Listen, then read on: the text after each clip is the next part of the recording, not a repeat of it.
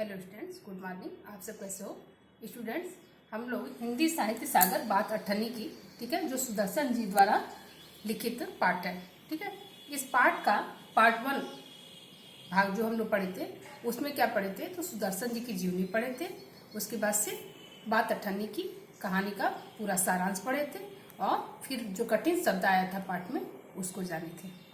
Part 2 में हम लोग कहानी का उद्देश्य जानेंगे, फिर कहानी की सार्थकता जानेंगे, फिर कुछ मुख्य बिंदु जानेंगे। तो देखिए, अभी हम लोग फिलहाल कहानी का उद्देश्य जानेंगे कि बात 18 की कहानी का क्या उद्देश्य है। तो देखिए, इसका पहला पॉइंट है, कहानी में समाज में व्याप्त असमानता और न्याय व्यवस्था पर करारा व्यंग किया गया है। उच्च समाज के उच्च तथा प्रतिष्ठित पदों पर आसीन रिश्वतखोरों का सजीव रूप चित्रित किया गया है, ठीक है। और सेकंड पॉइंट इसका है, एक ओर जहां अमीर वर्ग के धनवान और रिश्वतखोर समाज द्वारा सम्मानित होकर संपन्न जीवन व्यतीत करते हैं और उनके खिलाफ कोई कार्रवाई नहीं की जाती है, वहीं दूसरी ओर एक निर्धन और गरीब व्यक्ति मजबूरीवश उधार चुकाने के लिए मात्र 18 का हेरा फेरी करता है तो उसका गुनाह क्या हो जाता है? वह गुनाहगार हो जाता है, ठीक है। समाज में उसका गुनाह सबको दिखाई देता है। तीसरा पॉइंट देखिए, उस गुनाहगार का अपराध साबित हो जाता है, उसे सजा सुना दी जाती है। कहानी में बाबू जगत सिंह की हृदयहीनता का चित्रण किया गया है और रमजान जैसे निर्धन व निम्न वर्ग के व्यक्ति की मानवता, उसकी दयालुता का भी वर्णन किया गया है। इसका लास्ट पॉइंट है कि इस कहानी का मतलब क्या है, मेन उद्देश्य क्या है? तो समाज में रिश्वत एक बड़ी बीमारी के रूप में लोगों को मानसिक रूप से बीमार कर रहा है, अतः उसके खिलाफ ठोस कदम उठाने की आवश्यकता है। साथ ही समाज में व्याप्त असमानता को दूर करना भी कहानीकार का मुख्य उद्देश्य रहा है, ठीक है। अब हम लोग कहानी की सार्थकता को जानेंगे, ठीक है। ठीक है, फिर हाँ देखिए, बात 18 की कहानी की सार्थकता क्या है। कहानी का शीर्षक पूरी तरह से सार्थक है, जिज्ञासावर्धक है और आकर्षक है। पूरी कहानी 18 के इर्द गिर्द ही घूमती दिखाई देती है। इन शब्दों को यदि कहानी से निकाल दे, किसी 18 शब्द को, तो कहानी पूरी तरह से खोखली व दिशाहीन प्रतीत होती है।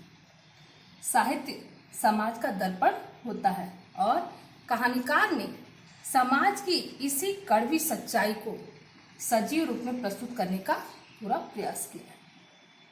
सेकंड देखिए, यद्यपि उन्होंने अपनी विचारधारा के अनुकूल आदर्शवादी ढंग से समाधान दिया है, किंतु वास्तविकता यह है कि उन्होंने समाज में व्याप्त न्याय व्यवस्था और असमानता पर करारा व्यंग किया है, उनकी कड़वी सच्चाई को उजागर किया है, ठीक है। अब हम लोग कहानी के कुछ मुख्य बिंदु को जानेंगे।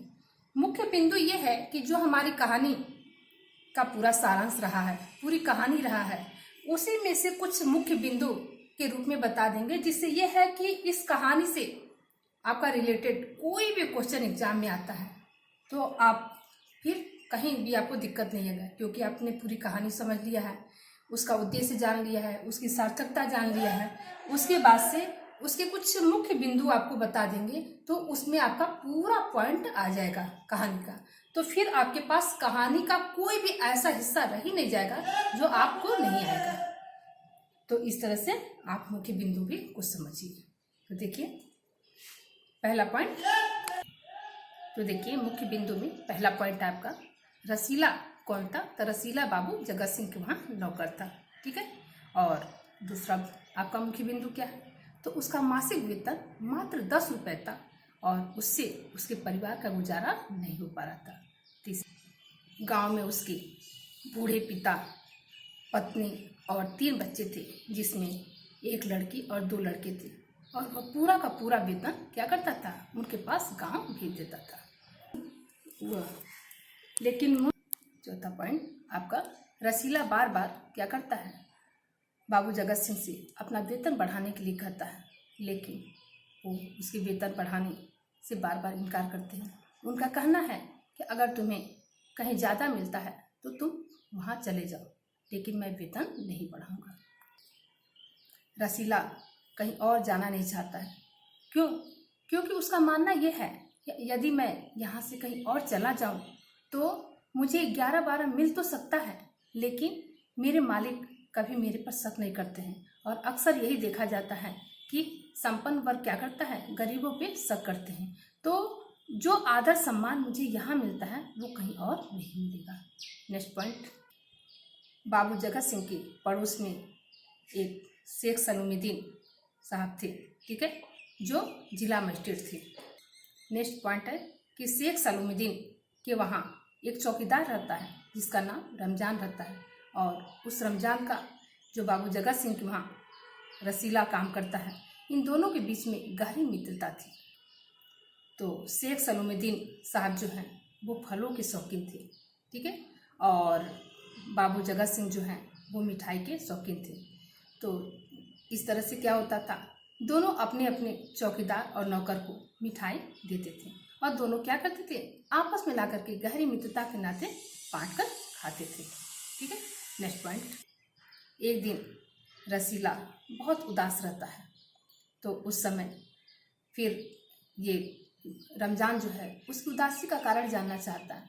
फिर वो अपनी उदासी का कारण पहले तो उससे छिपाता है, फिर बाद में उसकी हट पर क्या करता है, बताता है। तो उस पर क्या है, वो कहता है तो मालिक से पेशगी क्यों नहीं मांग लेते हो। वो कहता है कि मालिक साफ इनकार कर रहे हैं। उस पर वो उसे ठहरने का थोड़ा सा संकेत करता है और जा कर के कुछ रुपए ला करके उसके हाथ में, रसीला के हाथ में रमजान रख देता है। नेक्स्ट पॉइंट, रसीला उस पैसे को पा करके गांव भेज देता है। उसके बच्चे जो हैं उनकी फिर इलाज हो जाते हैं, वो स्वस्थ हो जाते हैं।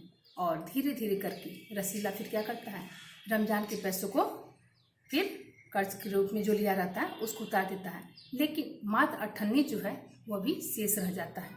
नेक्स्ट पॉइंट, एक दिन बाबू जगत सिंह कमरे में किसी से बात करते हैं और उनकी बातों के बीच में बाबू जगत सिंह का शब्द बाहर आता है, अर्थात रसीला के कान में पड़ता है कि मात्र 500 रुपये, इतनी कम रकम, मेरा अपमान कर रहे हो। तो उस पर वो कहता है कि साहब आप मान जाइए, समझिएगा कि मेरा काम आपने फ्री में किया है। तो इस पर रसीला समझ जाता है कि अंदर रिश्वत लेने की बात हो रही है। नेक्स्ट पॉइंट, फिर रसीला क्या करता है, इन सारी बातों को जा कर के रमजान को बताता है कि देखो ना, आज इस तरह से कमरे में साहब किसी से बात कर रहे थे, रिश्वत लेने की बात कर रहे थे 500 रुपये की।